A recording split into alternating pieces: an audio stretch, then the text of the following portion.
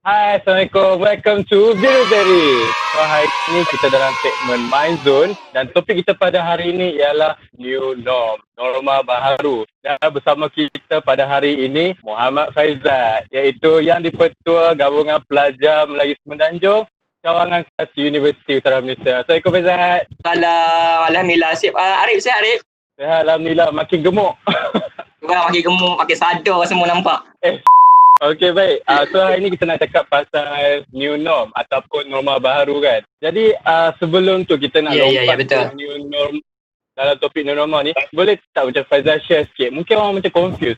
Sekejap new normal, sekejap new norm. Apa beza dua tu? Okay, thank you Rip. Okay, macam ni. Sebelum tu kita kena faham dulu Rip. Apa yang dimaksudkan dengan new normal dan new norm ni. New normal ni adalah kebiasaan baru. Itu yang dimaksudkan dengan new normal. Dan new norm pula dimaksudkan norma baru ataupun lebih dikenali sebagai norma-norma peraturan. Jadi kebiasaan baru ni Rip, dia merupakan macam tingkah laku kita. Tingkah laku yang baharu yang tidak seperti kebiasaan yang kita buat biasa. Faham tak? Jadi norma baharu pula Rip, dia macam ni, dia macam peraturan. Dia macam peraturan yang diterima. Macamnya contohnya adalah macam SOP lah. SOP ataupun benda ni masyarakat kena ikut. Sebab tak nak tak nak berlakunya rantaian pandemik, penyakit berjangkit ni. Jadi new normal ni Arik, kita new normal ni macam diri sendiri nak buat ke tak nak. Macam tu, faham tak? Tapi untuk new norm ni kita kena buat, maksudnya ditetapkan oleh kerajaan dan siapa yang melanggar new norm ni, norma baharu ni, dia ambil tindakan tapi tak berat sangat lah, macam tu. Maksudnya apa yang kita buat tapi kita buat benda yang biasa tu benda baru. Yeah, contoh kan. Contoh new normal adalah Arik nak pergi ke pasar raya. Arik kena sediakan cecair pembasmi kuman dekat dalam beg. Kerap cuci tangan dengan sabun 20 saat.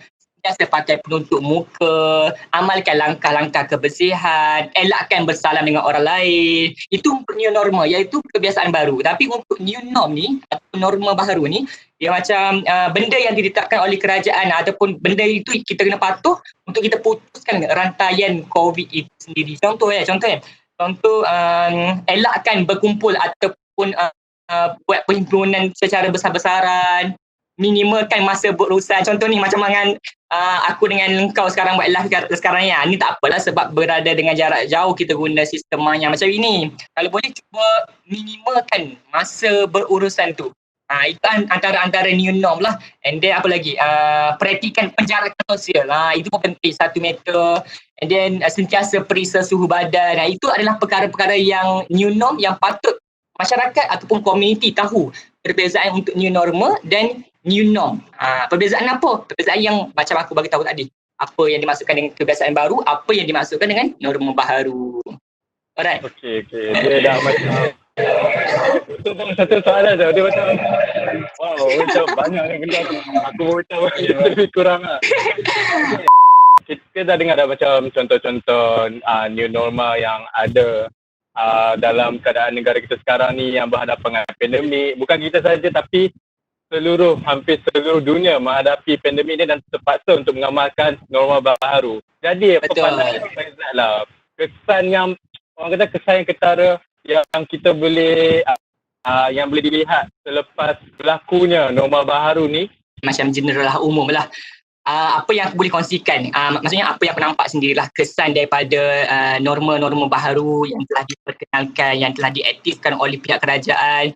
Mungkin kita dapat tengok sekarang dari segi ni, Rik, cara pergerakan. Maksudnya cara pergerakan berubah lah. Like sebelum ni, dulu kita boleh makan semeja. Arif boleh makan satu meja 10 orang, 20 orang. Tapi kita tengok sekarang ni, kesan daripada norma baharu yang telah diberitahu oleh kerajaan, sekarang pun nak makan pun satu meja 2 orang, 3 orang. Lepas tu nak masuk pasar raya pun sekarang pun budak-budak tak boleh masuk. Itu adalah antara new norm. Maksudnya norma-norma baharu yang masyarakat ataupun komuniti ataupun rakyat Malaysia perlu ikut dan turut apa yang diberitahu ataupun yang telah diperkatakan oleh kerajaan. Jadi contoh kan, macam apa lagi, macam contoh, benda tu kadang-kadang ibu bapa nak pergi pasar raya. raya kan. So kanak-kanak tak boleh masuk pasar raya kan, Raib kan. So benda tu kadang-kadang macam susahkan parent lah, sebab tak ada orang yang nak jagakan anak dia, and then dia terpaksa tinggalkan anak dia dekat orang lain macam tu. So itu perkara norma-norma baru yang perlu rakyat ikut dan kena patuh lah. Walaupun tak ada tindakan yang diberikan, tapi benda ni normal lah. Maksudnya rakyat kena ikut untuk kita putuskan rantaian COVID.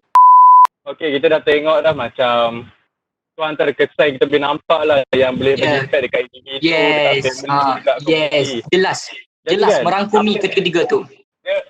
Dia kena macam dia tak ada lah berubah sangat, cuma dia jadi limited lah kan. Yes, limited. Pandai Arif, kataan limited itu. Apakah salah satu perkara norma baru yang sewajarnya diperkenalkan lebih awal dari berlakunya pandemik ini? Maksudnya sebelum berlakunya pandemik ni, mungkin ada satu norma baru yang kita kena start dah untuk kita halang benda ni. Ini pandangan aku sendiri Arif. Mungkin perkara-perkara new norm ni yang maksudnya yang wajar diperkenalkan lebih awal. Maksudnya kena kenalkan lebih awal dari berlakunya pandemik ini. Salah satunya yang aku nampak secara jelasnya adalah penjarakan sosial, ataupun kita panggil social distancing kan. Di mana benda ni bermaksud penghindaran hubungan antara masyarakat itu daripada berjabat tangan, daripada duduk berdekatan ataupun buat perhimpunan. Jadi maksud lain pula ataupun lebih saintifiknya lagi, penjagaan jarak fizikal antara satu sama lain. Dan kita hindar berkunjung ke tempat-tempat awam, ke tempat-tempat yang boleh meningkatkan risiko ataupun dijangkiti seperti pasar raya, masjid, perhimpunan. Tapi alhamdulillah sekarang pun kita dah boleh pergi pasar raya, masjid, perhimpunan semua tu. Cuma limited macam hari ni, limited lah. Macam masjid pun hari ni dah beroperasi, dah boleh pergi. Cuma limited, tak macam biasa. Itu norma barulah. Di kala masa krisis pandemik dulu, Rip, kita tengok pentinglah untuk kita mengamalkan tabiat penjarakan sosial ni. Mula-mula kerajaan Malaysia mengumumkan, masa tu kerajaan Malaysia mengumumkan Perintah Kawalan Pergerakan PKP. Kerajaan masa tu pun turut mengaktifkan terus penjarakan sosial yang di skala nasional. So suka aku kongsikan dengan kau, Rip. Kajian pun pernah lakukan bahawa sebenarnya wabak penyakit ni, Rip, dia tersebar dengan begitu maksudnya tersebar pelbagai cara, Rip. Antaranya dapat disebarkan melalui titisan air di udara, and then apa lagi, macam-macam lah. And then tempoh inkubasi virus tu selama 2 hingga 14 hari. Dan macam-macam lagi lah. And then jadi Rick, bermakna orang yang membawa penyakit ni, Rick, ada di sekeliling kita ni. Cuma kita yang tak nampak dia. Tanpa kita sedar, dia yang ada di sekeliling kita. Sebab tu kita kena mengamalkan norma-norma baru yang telah diaktifkan ataupun diperkenalkan oleh pihak kerajaan. Antaranya macam aku sebut tadi lah, macam tangan, semua tu. Sebab tu kalau macam kita nampak Ramadan kita sendiri pun macam sentiasa menekankan, even Menteri Kesihatan pun sentiasa menekankan penjarakan sosial. Ya, itu paling lama. Yang lebih awal lah.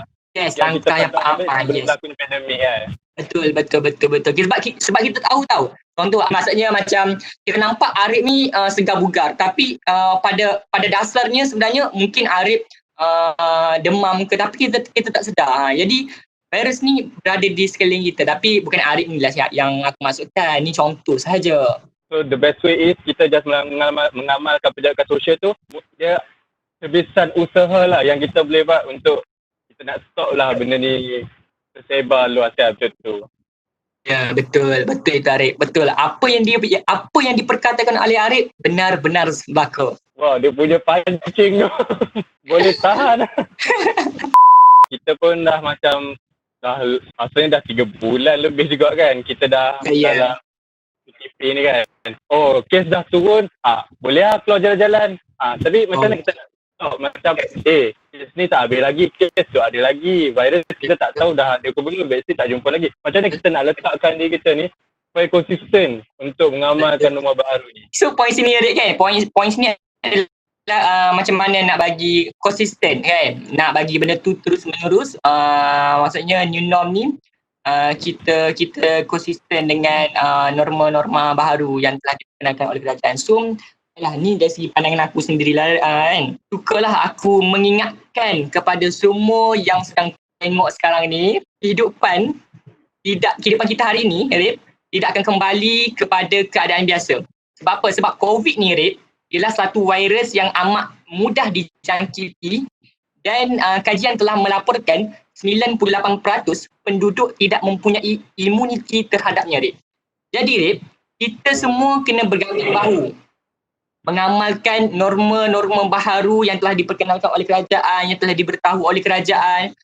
Sebagai contoh yang sentiasa ditekankan adalah penjarakan sosial, kerap membasuh tangan, memakai penutup mulut dan hidung, and then berwaspada dalam bersosial. Itu semua merupakan amalan-amalan yang tidak mempunyai tarikh luput. Maksudnya, rakyat buatlah benda tu. Itulah norma-norma baharu yang rakyat perlu buat. And then manakala untuk SOP pula, prosedur operasi standard, pematuhan kepada SOP-nya, dan ini merupakan salah satu aspek yang kita kena lihat dan kita kena patuh sebagai rakyat Malaysia. So masyarakat ni, Rip, kena tahu bahawa budaya baharu ini tidak berakhir sebaik COVID-19 ini terputus. Sebab apa? Sebab benda ni memang lambatlah, memakan masa yang agak panjang, dan ia memerlukan masyarakat untuk kekal mengamalkan secara konsisten, and then mendidik anak-anak untuk sama-sama mematuhinya, Rik. Masa pun nak habis dah untuk segmen kali ni. Okay, so terima kasih juga. Sebagai penutup, terima kasih lagi. Okay, terima kasih lagi. Dah tadi kata dah. Okay, sila. Sebagai penutup, Faizat, apakah nasihat Faizat secara personal kepada masyarakat, terutamanya remaja, mahasiswa macam kita, untuk menghadapi pandemik ni dengan mengamalkan norma baru? Nasihat kepada semualah. Aku harap sangat mereka ikut apa yang dikatakan oleh kerajaan. And then yang paling penting, Rik, berita palsu tu. Janganlah sebar berita-berita yang boleh membuatkan orang panic attack. So kita ni kena tahu info tu sahih ke tidak sebelum sebar semua bagai. So apa lagi, buatlah sekarang ni, nasihat aku yang paling utama sekali adalah tolong ikut nasihat-nasihat daripada kerajaan. Itu je sekarang ni. Kalau rakyat Malaysia ikut, kalau kita ikut, kalau Arif, kalau saya ikut semua, insya-Allah, summa insya-Allah, rantaian COVID ini akan terputus buat selama-lamanya. Amin. Okey, jadi kepada penonton, kita pun tahu bahawa pandemik ni berlaku. Janganlah mengingkari arahan daripada kerajaan. Apa yang kerajaan bagi, apa yang kerajaan tak bagi, kita ikut je. Betul. Kerajaan pun cuba untuk melakukan sebaik mungkin untuk mengengkang masalah pandemik COVID-19 ni. Terima kasih sekali lagi kepada Saudara Muhammad Faizat yang di-Pertua Gabungan Pelajar Melayu Semenanjung Cawangan Keras Universiti Utara Malaysia. Terima kasih sudi. Terima kasih. Untuk sama-sama di segmen Biru Beri ni. Sama-sama. Dan kepada anda semua untuk mengikuti lagi video-video konten yang dikeluarkan oleh Biru Beri, jangan lupa follow, like dan subscribe. Dan kalau anda apa-apa cadangan komen besar, boleh tinggalkan komen anda di bawah. Sekian saja daripada kami. Assalamualaikum dan bye-bye.